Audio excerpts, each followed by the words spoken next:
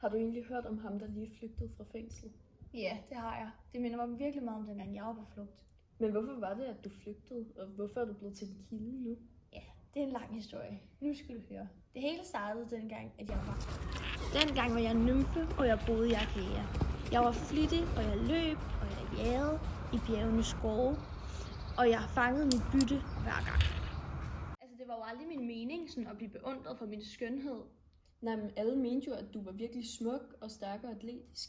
Ja, jeg tror bare, jeg synes, den opmærksomhed var sådan lidt pinlig. Altså, jeg kan huske en gang, hvor at jeg kom hjem fra Stømfelusskoven og var mega træt. Og så...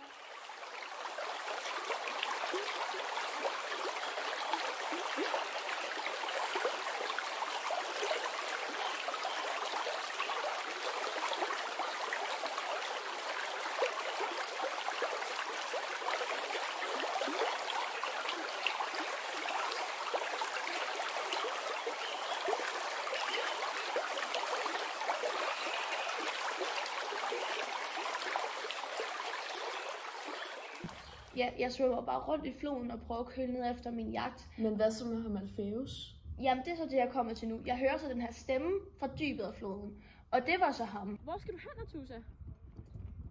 Hvor skal du hen? Hallo, nej, hallo.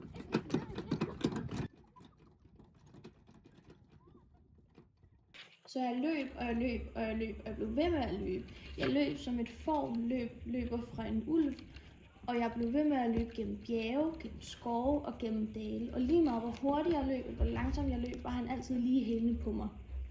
Jeg blev træt med at blive ved med at løbe. Og til sidst så indså jeg altså, at det var umuligt. Jeg blev nødt til at få noget hjælp.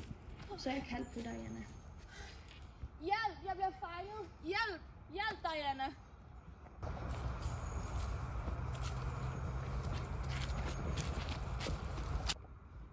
Hvad er der galt, Atusa? Alfeus er efter mig, og jeg bliver ved med at løbe, men jeg kan altså ikke være på flugt mere. Du er nødt til at hjælpe mig.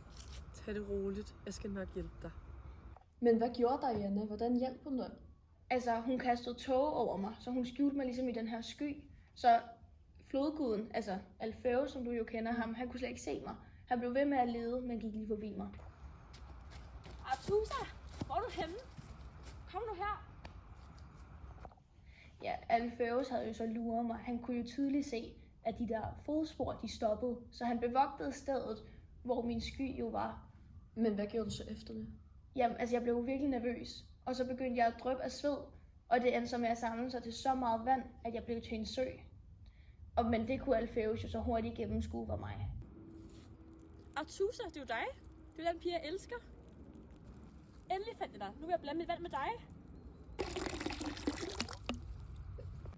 Ja, og det er jo så hele min historie om, hvordan at jeg er blevet til en kilde, og hvordan jeg var på flugt, og hvorfor jeg nu er endt her i Ortegia.